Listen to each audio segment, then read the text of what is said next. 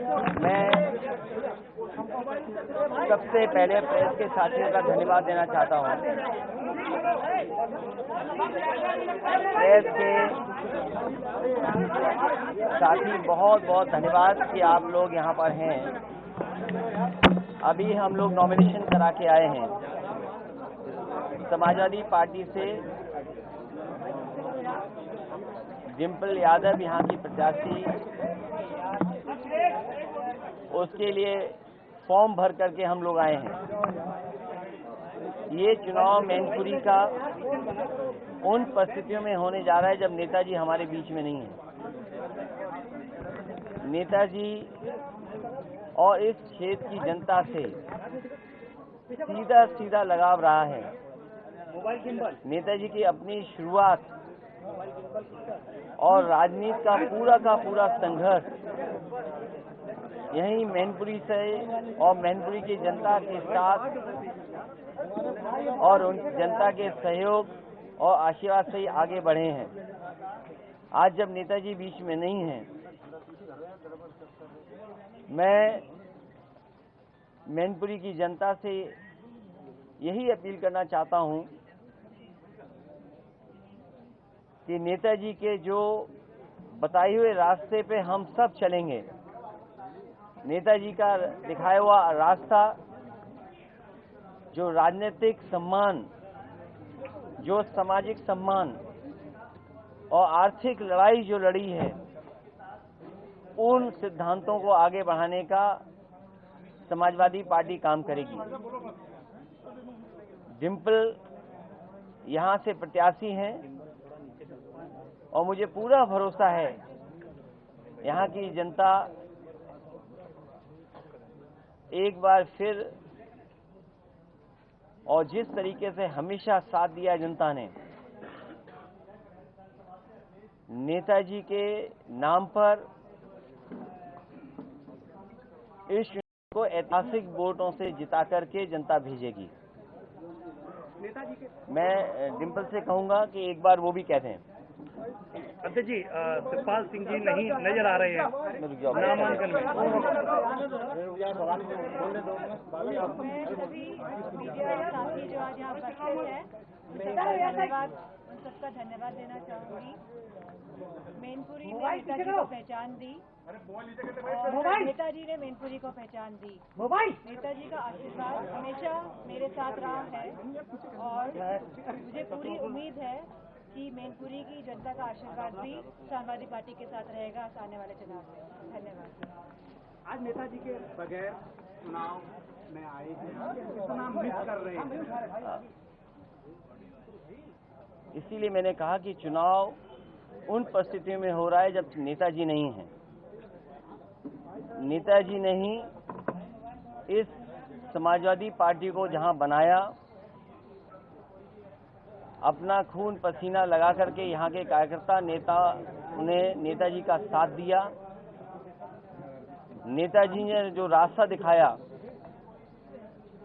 राजनीति में और मैनपुरी के विकास को जो आगे बढ़ाने का काम किया है, हम भरोसा दिलाते हैं समाजवादी लोग कि उस भरोसे को टूटने नहीं देंगे और सच्ची श्रद्धांजलि यही होगी कि आशीर्वाद के रूप में पूरा का पूरा वोट यहाँ पे समाजवादी पार्टी की प्रत्याशी डिम्पल यादव जी को मिले। जी, क्या लगता है कि बीजेपी का षड्यंत्र था? 1 महीना भी नहीं हुआ था नेताजी के निधन को और अचानक इन्होंने चुनाव का घोषणा कर दी है। मैं इसमें कोई इस बात को नहीं कहूंगा क्योंकि ये इलेक्शन कमीशन का फैसला होता है और चुनाव तो होना ही था।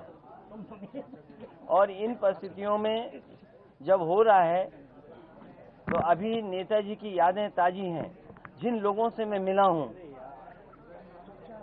वो लोग न जाने कितनी पुरानी बातें जो नेताजी के साथ हुई उनकी चर्चा करते हैं।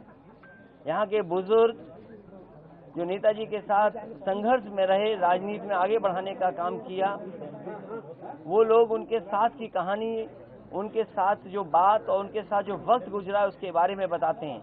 नेताजी की यहाँ बहुत सारे परिवार हैं जिनके साथ यादें जुड़ी हैं। इसलिए नेताजी का ये चुनाव और नेताजी के ना रहने पर ये जो चुनाव होने जा रहा है, यहाँ की जनता जिस तरीके से उन्होंने विकास देखा है नेताजी के माध्यम से, ऐतिहासिक वोटों से जिता करके समाजवादी पार्टी को भेजेंगे। नामांकन के लिए जो आलोक साक्य, राजनारायण बाथम जी और हमारे साथे वकील साहब बैठे हैं, AH हाशमी, इन लोगों के साथ नामांकन हुआ है, यही प्रस्तावक हैं हमारे। और तेज प्रताप जी चौथे पे जो हमारा पर्चा भरा जाएगा उसके प्रस्तावक हैं।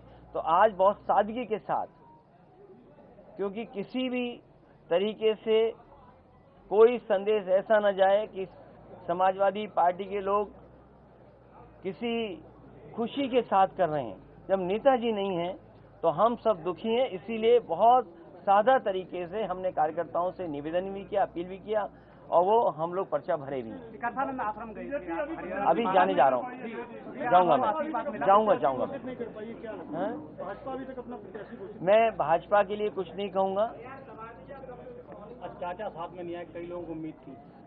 मैंने आपसे कहा कि आज केवल प्रस्तावक और बहुत कम समर्थक के साथ हमने सादा तरीके से नॉमिनेशन किया है।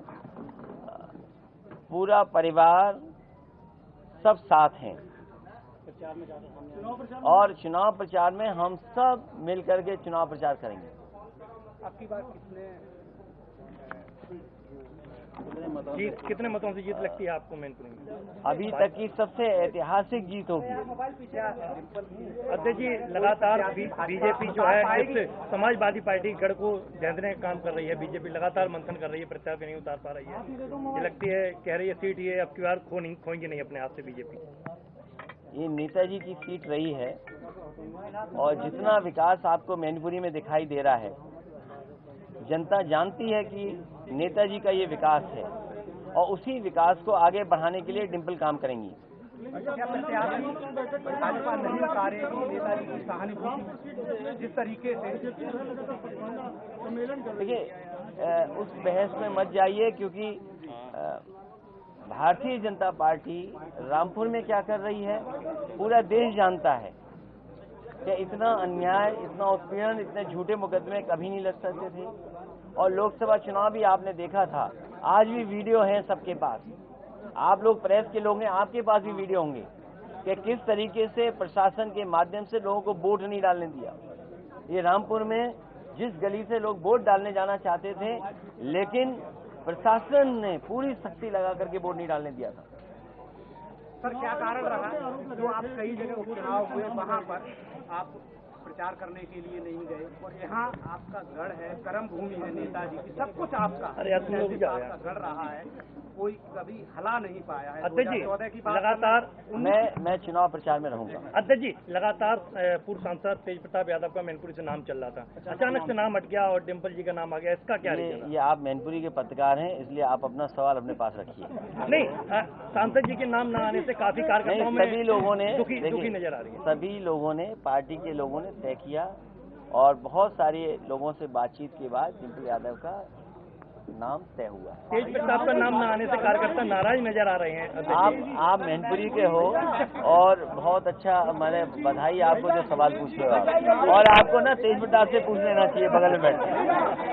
वो तो हमारे हैं भैया, तुम्हारे हैं।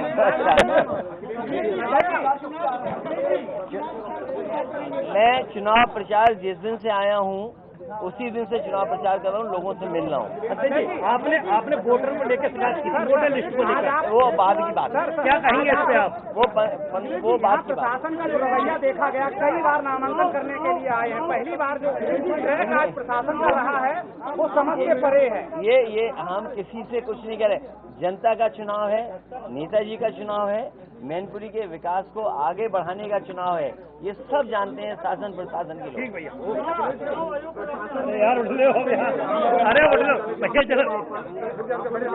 वोट नहीं डालने दिया गया, यहाँ पर क्या देख रहे हैं कि ये भी काफी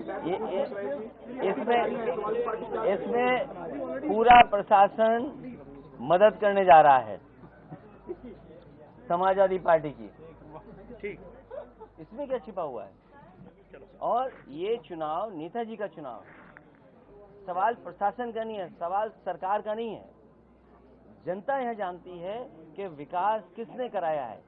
आप पूरा मैनपुरी घूम आइए, जो लोग लड़ना चाहते हैं उनसे बताए वो क्या विकास किए होंगे मैनपुरी का। सर, लोकसभा का जो चुनाव हो रहा है जनवरी 2022 विधानसभा की जो चलिए मैं धन्यवाद देता हूँ आप सबका।